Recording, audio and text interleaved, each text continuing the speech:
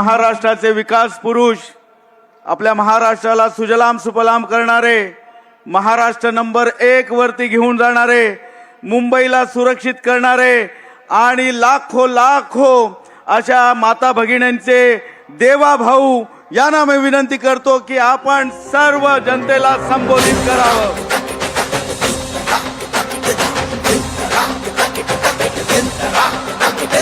देवा देवा देवा देवा भाऊ, देवा देवा देवा देवा भाऊ, देवा देवा देवा देवा भाऊ, देवा देवा देवा देवा भाऊ। भारत माता की, भारत माता की, छत्रपती शिवाजी महाराज की, धर्मवीर छत्रपती संभाजी महाराज की, जय भवानी, जय भवानी, जय जय जय जय जय भवानी, जय जय जय जय जय शिवाजी, बोल सियापति रामचंद्र की, पवन सुत हनुमान की, उमापति महादेव की, बोलो जी भाई सब संतन की, भारत माता की, भारत रत्न डॉक्टर बाबासाहेब आंबेडकरांचा, हिंदू हृदय सम्राट शिवसेना प्रमुख बाळासाहेब ठाकरेंचा, हिंदवी स्वराज्याचे सरसंस्थापक छत्रपती शिवरायांना मानाचा मुजरा करतो। भारतीय राज्यघटनेचे शिल्पकार भारतरत्न डॉक्टर बाबासाहेब आंबेडकर यांना मानवंदना अर्पित करतो। आणि आज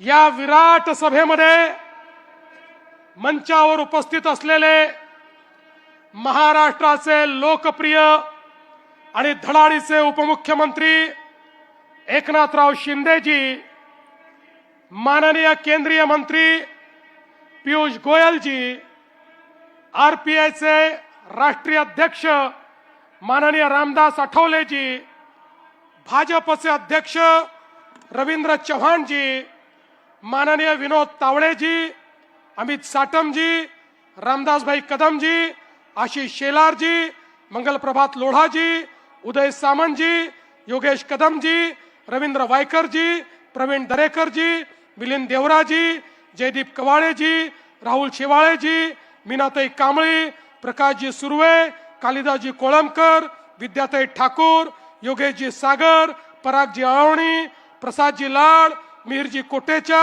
मनीषाताई कायंदे, तुकाराम काते, मंचावर उपस्थित सर्व मान्यवर नेता मंडळी, या ठिकाणी मोठ्या संख्येने उपस्थित असलेल्या आमच्या सर्व लाडक्या बहिणी आणि उपस्थित सर्व माझ्या लाडक्या भावांनो, खरं म्हणजे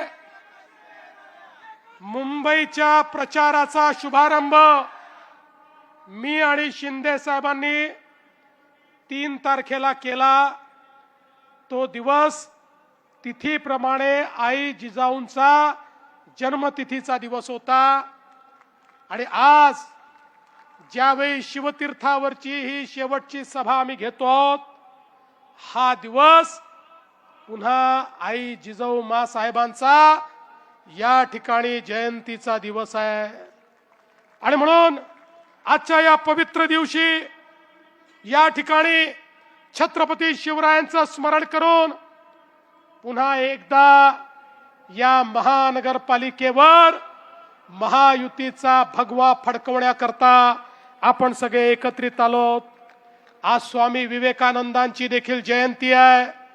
स्वामी विवेकानंदांनी हिंदू संस्कृती, भगवा झेंडा याला संपूर्ण विश्वापर्यंत नेलं आणि खऱ्या अर्थानं दिग्विजय मिळवला। अशा प्रकारचे स्वामी विवेकानंद यांनाही नमन करतो। कधी कधी मी विचार करतो, इतक्या सभा घेण्याची खरंच गरज आपल्याला आहे का? पण माझ्याकरता तो संवाद असतो। पण काही गोष्टी या सभांपेक्षा अधिक एका वेगळ्याच संवादामध्ये आपल्याला समजू शकतात। आणि म्हणून मी कोणाकडनं तरी शब्द उधार घेतो आणि म्हणतो, जरा लाव रे तो व्हिडिओ, लाव बरं जरा। हे उद्धव वगैरे जे आहेत ना, यांच्या या नीच राजकारणाचाच मला कंटाळा आला होता आणि म्हणून मी बाहेर पडलो. आणि मग जर का उद्धवला कंटाळून तू शिवसेना सोडली असशील तर उद्धवच्या फोनची वाट का बघतोस? आणि ज्यांनी बाळासाहेब असताना त्यांच्या पाठीत खंजीर खुपसला, बाळासाहेबांचं ज्यांनी ऐकलं नाही तो माझं ऐकेल असं तुम्हाला वाटतं? तिथून बाहेर पडताना माझ्या बरोबर मी गाडी चालवतोय, माझ्या बरोबर उद्धव बाजूला बसलाय. तिथून हॉस्पिटल मधनं मातोश्रीला मी घेऊन आलो. हॉस्पिटल मधनं मातोश्रीला येईपर्यंत तेव्हा नाही रे वाटलं की बाळासाहेबांच्या पाठीत खंजीर खुपसणाऱ्याच्या बाजूला मी बसलोय म्हणून? त्या मुलाखतीमध्ये मी असं म्हटलं होतं, सेनेबरोबर परत मनसेने युती करावी किंवा अशा मी तुम्हाला सांगू का, तो माणूस बोलतो वेगळं आणि करतो वेगळं. हा माणूस विश्वास ठेवणार का नाहीये मला माहिती आहे. तो अख्ख्या देशाला आणि महाराष्ट्राला माहित नाही इतकं जवळून मला माहिती आहे. त्या निंदकाचे घर असावे शेजारी. माझ्याकडे खूप व्हिडिओज आहेत. व्हिडिओ मराठीच्या मुद्द्यावरती असेल किंवा हिंदुत्वाच्या मुद्द्यावरती असेल, त्या उद्धव ठाकरेंच्या अंगावरती एक तरी केस आहे का हो? फक्त पैशासाठी, स्वार्थासाठी सगळ्या गोष्टी, कधी हा कधी तो कधी तो, पण बस मला सत्तेत बसवा. माझ्याकडे खूप व्हिडिओज आहेत. मग तुम्हाला हवा होता म्हणून माननीय बाळासाहेबांच्या नावावरती मुंबईचा महापौर बंगला जो ढापला तो लोकांना विचारून ढापला. माझ्याकडे खूप व्हिडिओज आहेत. खोके खोके ओरडतायत, त्यांच्याकडे कंटेनर्स आहेत. कोविड पण नाही सोडला त्यांनी. प्रत्येक वेळेला यायचं, बाळासाहेबांचं नाव पुढे करायचं, मग आम्ही लगेच गाबडेपणाने इमोशनल. एकदा तुम्ही स्वतःच्या डोळ्यांनी आणि कानाने ऐका आणि डोळ्यांनी बघा. हो ती नाही का ज्याला स्वतःला बाळासाहेब झाल्यासारखं वाटतं, मग कधी मराठीच्या नादाला लागतात, कधी हिंदुत्वाच्या नादाला लागतात. शेवटी त्या संजय दत्तला कळतं की साला आपण काही भेजे में केमिकल लोचा होईल आहे. अरे तू कोण आहे? तू कोण? वल्लभभाई पटेल काय महात्मा गांधी? तू कोण आहे की मी बोलतोय ना? अरे मी बोलतोय ना, काय लॉजिक आहे? बघा परिस्थिती काय होती. वो नेता नाम ले लो, वो क्या नेता है क्या? अरे वो तो सब मिली जुली सुपारीबाज है सभी. आमच्या आजोबांनी फार छान शब्द काढला होता असल्या वृत्तीच्या लोकांसाठी. हे सगळे लवंडे. संपलेल्या पक्षांवर मी उत्तर देत नाही. संपलेल्या पक्षांवर मी उत्तर देत नाही. पेंग्विन. बाबा दुपार झाले आता उठले असतील आणि सुपारी सगळेच असतील. बाबा दुपार झाले आता उठले असतील. कोणाचा कधी उठतंय, तुला काय करायचं?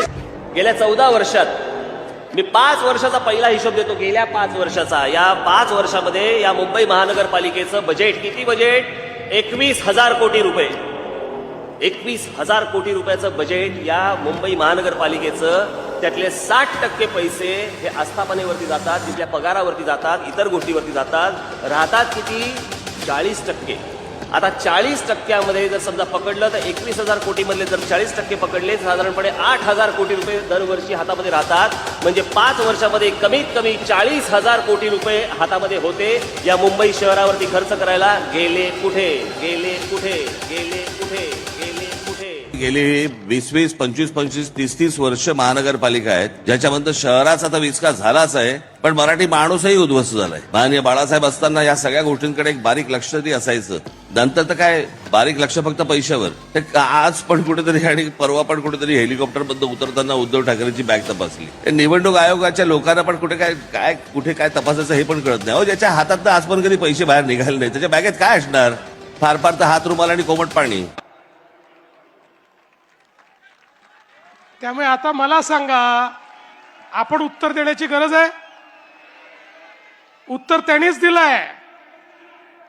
या ठिकाणी काल जी सभा झाली त्या सभेमध्ये पुन्हा तेच अपील, पुन्हा तीच कारणं, पुन्हा तेच मुद्दे. खरं म्हणजे आत्ताच एकनाथजींनी या ठिकाणी सांगितलं, ही मुंबई कोणाच्या बापाच्या बापाच्या बापाच्या बापाच्या बापाच्या बापाच्या बाप जरी आला तरी महाराष्ट्रापासून तुटू शकत नाही. पण बंधू भगिनींनो, माझा तुम्हाला सवाल आहे, अरे तुम्हाला जर आज मराठी माणूस या ठिकाणी कुठेतरी अडचणीत दिसतोय, मराठी माणसावर खतरा दिसतोय, तर 30 वर्ष तुम्ही काय कंचे खेळत होतात? मला सांगा, काय करत होतात तुम्ही? आणि मग याला जबाबदार कोण आहे? 25-25 वर्ष या महानगरपालिकेमध्ये खुर्च्या तोडण्याचं काम तुम्ही केलं. आणि तरी जर माझा मराठी माणूस या ठिकाणी अडचणीत असेल, अरे चुल्लू भर पानी में डूब मरो, कहा वोट मांगने के लिए यहां आते हो. आणि मला आव्हान देतात, म्हणे आदित्यशी चर्चा करा. ठीक आहे, तुम्हाला पोराला प्रमोट करायचं आहे, पण आदित्यशी चर्चा करा. अरे बाबा, आदित्यशी जर चर्चा करायची असेल तर आमची बाजूची उमेदवार शीतल गंभीर ती देखील याच्याकरता पुरेशी आहे. आज खुलं आव्हान देतो, उद्या दिवसभरात कधीही आदित्य ठाकरेंनी सांगावं त्या ठिकाणी आदित्य ठाकरे येतील, आमच्याकडनं शीतल गंभीर येईल आणि करूया चर्चा. आणि मग काय सांगायचं, मुंबईकरांकरता शेवटची निवडणूक, मराठी माणसाकरता शेवटची निवडणूक. बंधू भगिनींनो, ही मुंबईकरांकरता शेवटची निवडणूक नाही, ही मराठी माणसाच्या अस्तित्वाची निवडणूक नाही. अरे हा मराठी माणूस तो आहे ज्यानं अटके पार झेंडे लावले. छत्रपती शिवाजी महाराजांनी आम्हाला असं सळसळत रक्त दिलाय. आम्ही अन्याय सहन करणारे हे मराठी लोक नाही आहोत. अरे आम्ही तर त्या ठिकाणी पानिपतच्या लढाईमध्ये लढण्याकरता गेलो होतो. ते संकट महाराष्ट्रावर नव्हतं. अहमद शाह अब्दालीने त्या ठिकाणी पत्र लिहून कळवलं होतं मराठ्यांना की तुम्ही केवळ सिंध, पंजाब आणि बलुचिस्तान हे माझा आहे म्हणून सांगा, उर्वरित संपूर्ण भारत हा मराठ्यांचा आहे म्हणून मी त्या ठिकाणी त्याला मान्यता देतो. पण मराठे थांबले नाही, कारण आपल्या भारताचे तुकडे होत होते आणि तिथे जाऊन लढलाले आम्ही मराठे आहोत. आणि तुम्ही या ठिकाणी आम्हाला सांगता आपलं अस्तित्व संपून जाईल. अरे मराठी माणसाच्या अस्तित्वाची लढाई नाही आहे, तुमचं अस्तित्व पणाला लागलेलं आहे. आणि म्हणून पुन्हा एकदा सांगतो, तुम्ही म्हणजे मराठी नाही, तुम्हीच म्हणजे महाराष्ट्र नाही, तुम्ही म्हणजे मुंबई नाही. मुंबई म्हणजे ही बसलेली जनता आहे, मराठी म्हणजे ही बसलेली जनता आहे. महाराष्ट्र म्हणजे छत्रपती शिवरायांनी तयार केलेला हा महाराष्ट्र, ज्याला महाराष्ट्र धर्म समजतो तो महाराष्ट्र आहे. त्याच्याकडे कोणी वाकडी नजर करून या ठिकाणी पाहू शकत नाही. पण बंधू भगिनींनो, खऱ्या अर्थानं आपण बघा, या ठिकाणी आता काही लोकांनी काल माझीच नक्कल केली. मला मजा येते कोणी माझी नक्कल केली तर, मला आवडतं, मला काय प्रॉब्लेम नाही आहे. पण त्यांना हे समजायला पाहिजे, अरे नक्कल करता करता काकाच्या पक्षाची काय स्थिती झाली. काकाला किमान चांगली नक्कल करता येते, भाषण करता येतं, तुम्हाला तेही करता येत नाही. तुमची काय अवस्था होईल. आणि म्हणून मला असं वाटतं थोडं मागे वळून बघितलं तर यांच्या लक्षात येईल. आणि काय म्हणाले या ठिकाणी, म्हणाले मराठी करता आम्ही एकत्रित आलो, महाराष्ट्र करता एकत्रित आलो, आणि मग हिंदी सक्ती झाली म्हणून आम्ही एकत्रित आलो. पहिल्यांदा सांगतो, या महायुतीच्या सरकारमध्ये महाराष्ट्रामध्ये फक्त मराठी सक्तीची, फक्त मराठी सक्तीची. आम्ही सांगितलं त्रिभाषा सूत्रामध्ये इतर कुठली भाषा तुम्हाला शिकायची असेल ती शिकण्याची तुम्हाला मुभा आहे, पण सक्तीची मराठी असणार आहे. पण एकदा पुन्हा सांगू इच्छितो, या गजनी लोकांना जे विसरले आहेत, तो गजनी पिक्चर आला होता ना, तसे गजनी आहेत. म्हणून एकदा क्रोनॉलॉजी सांगतो, या राज्यामध्ये हिंदी सक्ती करणारे कोण. खरं म्हणजे या ठिकाणी राज ठाकरेजी तुम्ही पण ऐकून घ्या, 21 सप्टेंबरला उद्धव ठाकरेंनी घोषणा केली, या ठिकाणी नवीन एज्युकेशन पॉलिसीवर, त्रिभाषा सूत्रावर आम्ही समिती तयार करतोय. 16 ऑक्टोबर 2020 ला डॉक्टर माशेलकर समिती तयार झाली. या समितीमध्ये इतर लोकांसोबत उबाठाचे उपनेते, शिवविद्या प्रबोधिनीचे संस्थापक आणि विश्वस्त विजय कदम देखील होते. समितीतल्या 18 पैकी 16 लोक मराठी होते.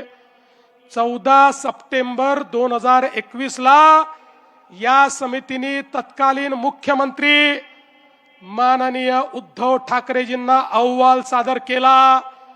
अहवाल घेत असताना भोंगेश्वरी त्या ठिकाणी उपस्थित होते.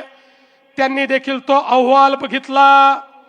आता हा जो अहवाल आला, या अहवालाचा पृष्ठ क्रमांक 56 कॉपी पण पाठवतो आणि अहवालही पाठवतो. पृष्ठ क्रमांक 56 वर भाषेकरता जो उपगट केला त्या उपगटाचा अहवाल त्याच्यामध्ये दिलेला आहे. त्या उपगटामध्येही उबाठाचे उपनेते शिवविद्या प्रबोधिनीचे संस्थापक विजय कदम त्या ठिकाणी होते. त्यातली शिफारस काय आहे? मुद्दा क्रमांक 8.1 इंग्रजी आणि हिंदी भाषा, नीट ऐका, इंग्रजी आणि हिंदी भाषा ही दुसरी भाषा म्हणून पहिल्या वर्गापासून लागू करण्यात यावी. मी नाही म्हणत आहे, या ठिकाणी उद्धवजींचा अहवाल म्हणतो 1ली ते 12वी विद्यार्थी इंग्रजी शिकत असतील तर त्याला हिंदी पण शिकवलं पाहिजे, त्यामुळे त्याला भाषेची जाण येईल. बरं ठीक आहे, कदाचित ते कदम चुकले असतील, तसे कदम चुकत नाहीत फारसे, पण ते चुकले असतील.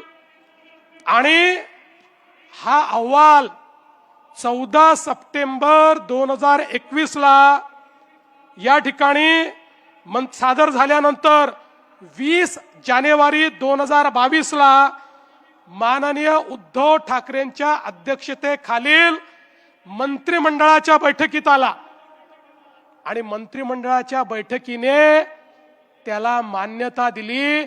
म्हणजे 1ली पासून 12वी पर्यंत हिंदी सक्ती करण्याकरता कोणी मान्यता दिली? एकनाथ शिंदेनी दिली, देवेंद्र फडणवीसने दिली, उद्धव ठाकरे यांच्या कॅबिनेटनी ती मान्यता दिली. आणि एवढंच नाही, 7 दिवसांनी पुन्हा कॅबिनेट होते आणि मागच्या कॅबिनेटचे सगळे निर्णय आपल्याला माहिती आहेत की नाही किंवा मान्य आहेत की नाही याकरता मिनिटचं कन्फर्मेशन होतं. 7 दिवसांनी ज्यावेळी इतिवृत्त समोर आलं, पुन्हा उद्धव ठाकरेंनी मान्यता दिली आणि त्या इतिवृत्तावर उद्धव ठाकरेंची सही आहे. कागद माझ्याकडे आहे. एकीकडे या ठिकाणी आपणच हिंदी सक्ती करायची, नंतर आमचं सरकार आलं, आमच्या सरकारमध्ये आम्ही त्या ठिकाणी त्याला पुढे नेण्याचा प्रयत्न केला. पण मग विषय आला की कुठल्या वर्गापासून 3री भाषा शिकवायची. आम्ही तर सांगितलं हिंदी शिका, हिंदीचं आपल्याकडे सगळं अवेलेबल आहे, पण कोणाला भारतातली कुठली भाषा शिकायची असेल तरी आम्ही ती शिकण्याची परवानगी देऊ. कुठल्या वर्गातनं शिकवायची याची आपण कमिटी तयार केली. बंधू भगिनींनो, यांचे खायचे दात आणि दाखवायचे दात वेगळे आहेत. आता काल काय सांगितलं? म्हणाले नवी मुंबईचं विमानतळ झालं म्हणजे आता मुंबईचं विमानतळ खतऱ्यात आलं. यांना मुंबईचं विमानतळ विकायचं आहे म्हणून हे नवी मुंबईचं विमानतळ यांनी तयार केलं. आता मी राजकारणात पैदाही झालो नव्हतो तेव्हा या नवी मुंबईच्या विमानतळाची संकल्पना पडली.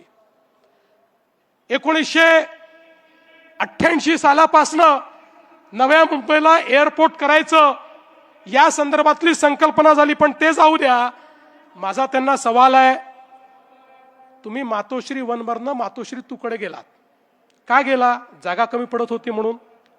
किंवा आमचे राजसाहेब कृष्णकुंजमधनं शिवतीर्थावर गेले, का गेले? जागा कमी पडत होती म्हणून. अरे असंच आमच्या मुंबईच्या एअरपोर्टवर एकच धावपट्टी होती, दुसरी धावपट्टी तिथे तयार करता येत नाही म्हणून 25 वर्ष चाललं होतं नवी मुंबईला एअरपोर्ट करा. इतके अहवाल आले, तुमच्याही काळात अहवाल आला, प्रत्येक अहवालाने सांगितलं मुंबईला जर नवीन एअरपोर्ट दिलं नाही तर मुंबईचा GDP आता थांबलेला आहे, मुंबईची ग्रोथ थांबलेली आहे. अरे मोदीजींच्या नेतृत्वात 5 वर्षामध्ये आम्ही नवीन एअरपोर्ट करून दाखवला. तुझको मिरची लगी तो मैं क्या करू? आणि आता सांगतो 3रा एअरपोर्ट पण करणार आहे. अरे जर लंडनला 3 एअरपोर्ट असू शकतात तर माझ्या मुंबईला 3 एअरपोर्ट का नाही? कदाचित मी इथे 3 एअरपोर्ट केल्यानंतर तुम्हाला इथे लंडन असल्यासारखं वाटेल आणि तुम्ही इथेच थांबाल, म्हणून 3रा एअरपोर्ट देखील या ठिकाणी करणार आहे. आणि छत्रपती शिवाजी महाराज एअरपोर्ट मुंबई याची क्षमता दीड पट करणार आहे, त्याची क्षमता वाढवणार आहे. हा निर्णय या ठिकाणी आम्ही घेतलाय. आणि म्हणून बंधू भगिनींनो, खऱ्या अर्थानं या ठिकाणी मुंबईकरांकरता आम्ही मेट्रो केली, मुंबईकरांकरता ईव्ही बसेस आम्ही घेतल्या, मुंबईच्या सबअर्बन रेल्वेला आधुनिक आम्ही त्या ठिकाणी करतोय, गरिबांना घर देतोय, बीडीडी चाळीत राहणाऱ्याला त्या ठिकाणी घर मिळालं, अभ्युदय नगरला घर मिळतंय, पत्रा चाळीत राहणाऱ्या त्या माझ्या मराठी माणसाला तुम्ही त्याचं घर हिरावून घेतलं होतं, त्याला देखील घर देणारे आम्ही आहोत. आणि त्यासोबत या विशाल सह्याद्रीमध्ये आमचे जे लोक राहतात त्यांना घर देणारे आम्ही आहोत. या मुंबईमध्ये प्रत्येकाला घर देण्याचं काम हे आम्ही करतो. पण ज्या धारावीमध्ये घर देण्याचा निर्णय आम्ही घेतला, बंधू भगिनींनो, 2014 साली राजीव गांधी आले, ते म्हणाले धारावीचं रिडेव्हलपमेंट झालं पाहिजे. 30 वर्ष काही झालं नाही. मोदीजींचं सरकार आलं, 2014 नंतर केंद्र सरकारची जागा आम्ही घेतली आणि त्या ठिकाणी धारावीचं रिडेव्हलपमेंट करायचं ठरवलं. पहिलं टेंडर आम्ही दुसऱ्या विकासकाला दिलं होतं. सगळ्या प्रक्रिया पूर्ण केल्या होत्या. त्या प्रक्रिया पूर्ण करून टेंडर गेलं होतं. मग मला सांगा उद्धवजी, तुम्ही मुख्यमंत्री झाल्यावर ते टेंडर का रद्द केलं? तुम्हाला कोणाला टेंडर द्यायचं होतं म्हणून ते रद्द केलं. आता मी विचारू का की तुम्हालाच अडाणींना टेंडर द्यायचं होतं म्हणून तुम्ही ते टेंडर रद्द केलं. आणि म्हणून आम्ही पुन्हा सरकारमध्ये आलो त्यावेळेस लक्षात आलं यांनी अशा अटी शर्ती केल्या होत्या की या धारावीच्या रिडेव्हलपमेंट सोबत मुंबईवर TDRची मोनोपोली झाली असती. आम्ही सांगितलं चालणार नाही. शिंदेजी आणि मी होतो, आम्ही त्या TDRचं कॅपिंग केलं. 90% आपल्या DSRच्या वर, या DSRच्या वर किंमत देता येणार नाही म्हणून सांगितलं. आणि त्या ठिकाणी खऱ्या अर्थानं आम्ही TDR एक्सचेंजची अट टाकली, ऑनलाईन केवळ ट्रेडिंग करावं लागेल हे सांगितलं. आणि धारावीची जागा ही आम्ही कोणाला दिली नाही. धारावीची जागा आम्ही DRP ला दिली, DRP ला. आणि त्या DRP मध्ये सरकार देखील आहे, विकासक अडाणी आहेत पण त्यात सरकार देखील आहे. आणि त्या ठिकाणी ओपन कॉम्पिटिशन केली, 4 टेंडर आले, त्यातनं आम्ही ज्यांनी सर्वात जास्त फायद्याचा सौदा दिला त्याला ते टेंडर त्या ठिकाणी गेलं. पण बंधू भगिनींनो, खऱ्या अर्थानं या ठिकाणी खोटं बोल पण रेटून बोल ही जी तुमची पद्धत आहे, या पद्धतीचं या ठिकाणी पर्दाफाश करण्याकरता मी आलो आहे. अरे बाबा, या सगळे जे प्रोजेक्ट आहेत, ज्या सगळ्या प्रोजेक्टचं तुम्ही बारसं करून राहिले, मी तर सांगितलं शेजारच्याचं पोरग मांडीवर बसवता आणि आमचं पोरग आहे सांगता. अरे या मुंबईला माहिती आहे, ये पब्लिक आहे, ये सब जानती है, कोणी केलाय मुंबई करता हे माहिती आहे. तुम्हाला दाखवण्याकरता एक देखील विषय या ठिकाणी या 25 वर्षात करता आला नाही. पण विकासावर बोलायचं असेल तर मर्द व्हावं लागतं. आता कोणामध्ये मर्दानगी आहे की नाही हे बोलणारा मी नाही आहे, माझे ते संस्कार देखील नाही आहे. पण माझ्या आई वडिलांपर्यंत तुम्ही पोचलात, माझ्या आई वडिलांवर तुम्ही बोललात. अरे शरम वाटली पाहिजे. मला एका गोष्टीचा अभिमान आहे, मी त्या बापाचा पोरगा आहे जो राष्ट्रीय स्वयंसेवक संघाचा प्रचारक होता. मी त्या बापाचा पोरगा आहे ज्या बापानं इमर्जन्सीमध्ये 2 वर्ष जेलमध्ये काढले. मी त्या बापाचा पोरगा आहे ज्याने आपलं जीवन संघर्षात घालवलं, कधी संपत्ती कमवली नाही. आणि मी तुम्हाला सांगू, अरे आज माझा बाप ज्यावेळी स्वर्गातनं मला पाहत असेल त्यावेळी त्यालाही हा आनंद होत असेल की माझं हिंदुत्व माझ्या मुलांनी या ठिकाणी चालवलं. पण तुमचे पिताश्री हिंदुहृदय सम्राट शिवसेना प्रमुख बाळासाहेब ठाकरे जेव्हा स्वर्गातनं पाहत असतील त्यावेळी त्यांना काय वाटत असेल. आता माझा मुलगा रशीद मामू सोबत बसायला लागला हे पाहिल्यानंतर त्यांना काय वाटत असेल. आणि म्हणून मी तुम्हाला एकच गोष्ट सांगतो, तुम्ही किती खोटं बोला तरी या जनतेचा तुमच्यावर विश्वास नाही. आता अडाणींच्या गुंतवणुकीबद्दल यांनी सांगितलं.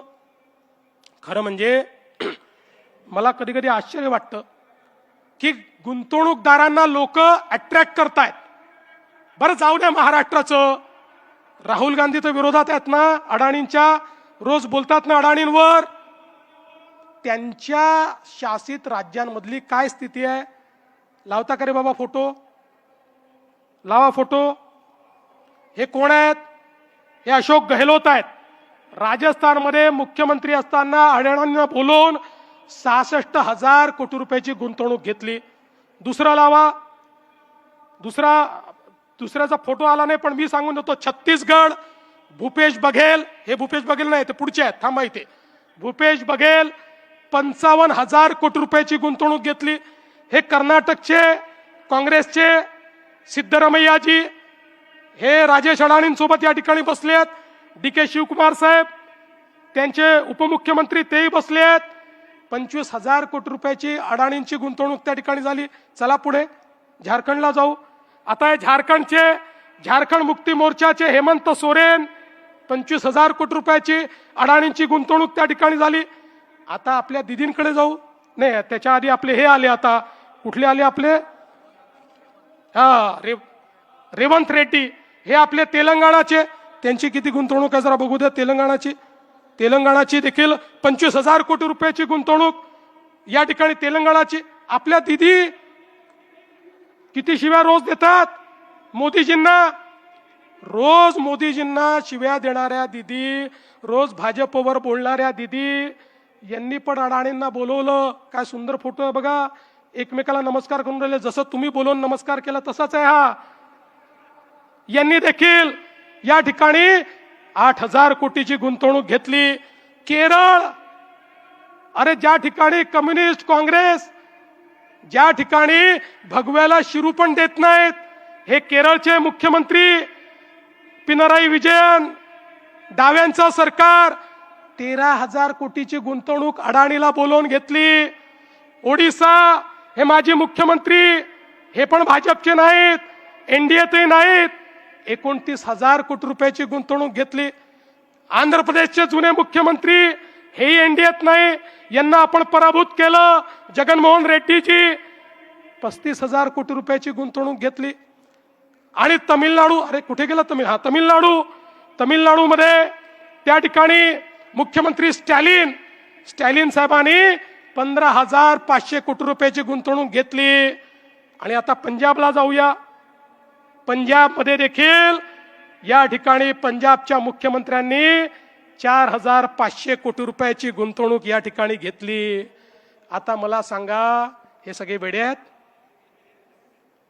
अरे बाबा, आपण कुठल्या जमान्यात आहोत? हा जमाना असा आहे, तुम्ही जर उद्योजकाला नाकारलं, तुम्ही जर गुंतवणूक नाकारली, तर गुंतवणूकदार दुसरीकडे जायला तयार आहे.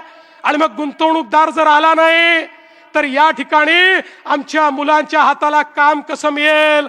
तुमचं बरं आहे, केवळ भाषणं करायचे आणि मराठी माणसाला काय द्यायचं? नोकऱ्या तर सोडाच, शिव वडापावची गाडी त्या ठिकाणी द्यायची. वडापावच्या व्यतिरिक्त मराठी माणसाकरता तुम्ही स्वप्न पाहिलं नाही. पण आमचं स्वप्न आहे, या मराठी माणसाला उद्योजकही बनव, त्याला नोकऱ्याही देऊ. एकही मराठी माणूस या ठिकाणी खऱ्या अर्थानं बेरोजगार राहणार नाही.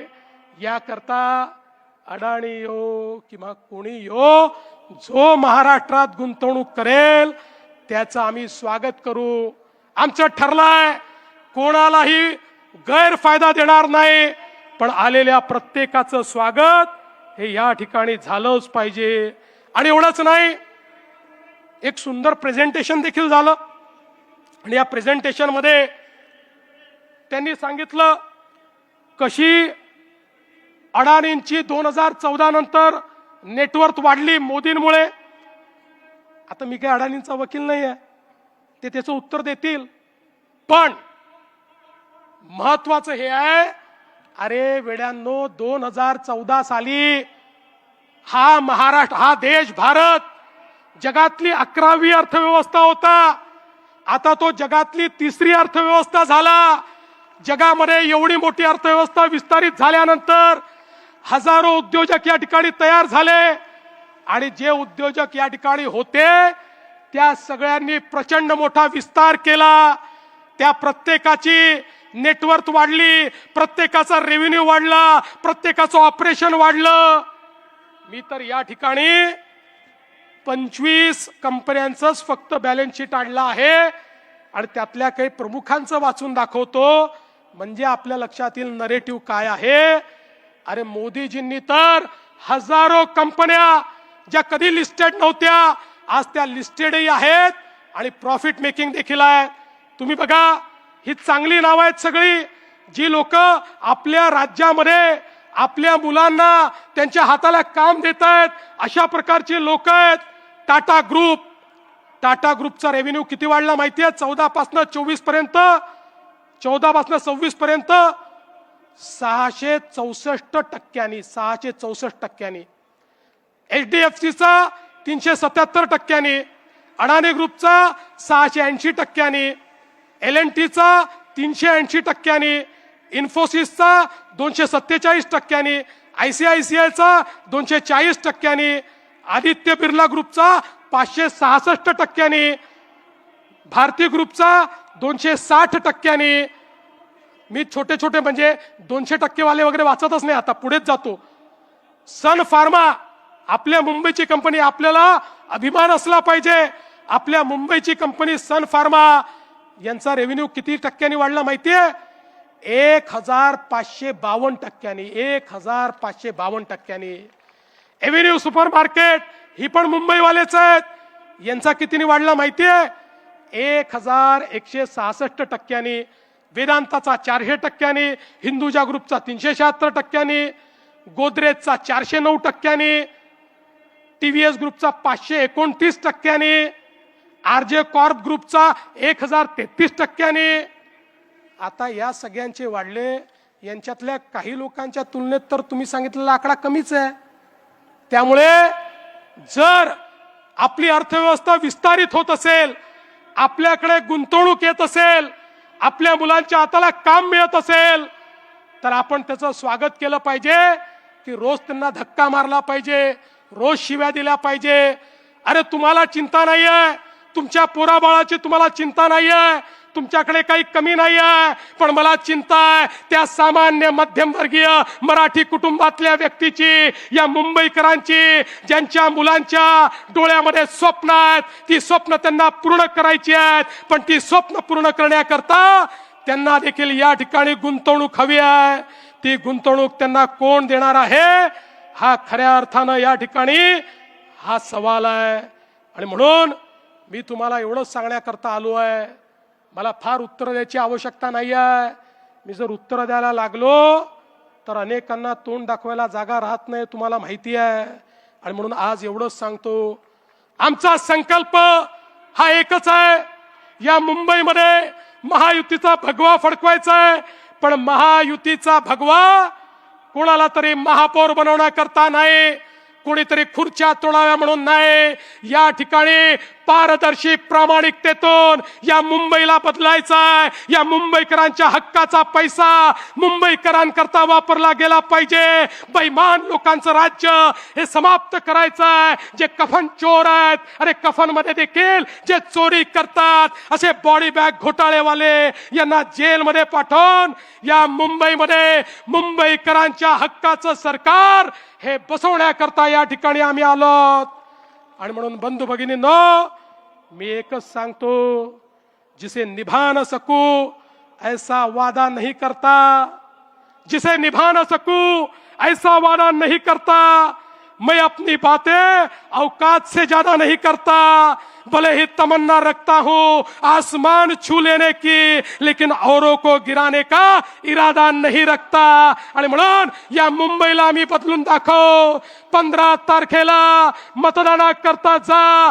ज्या ठिकाणी कमळ दिसेल, ज्या ठिकाणी धनुष्यबाण दिसेल, चेहरा पाहू नका, माणूस काळा आहे की गोरा आहे पाहू नका, केस आहे की टकला आहे पाहू नका. चिन्ह केवळ दोनच, कमळ आणि धनुष्यबाण, कमळ आणि धनुष्यबाण. कमळ आणि धनुष्यबाण, कमळ आणि धनुष्यबाणाची बटन दाबा आणि पुढच्या 5 वर्षाकरता मुंबईकरांचं सरकार या ठिकाणी निवडून आणा एवढीच विनंती करतो आणि माझं बोलणं संपवतो. धन्यवाद.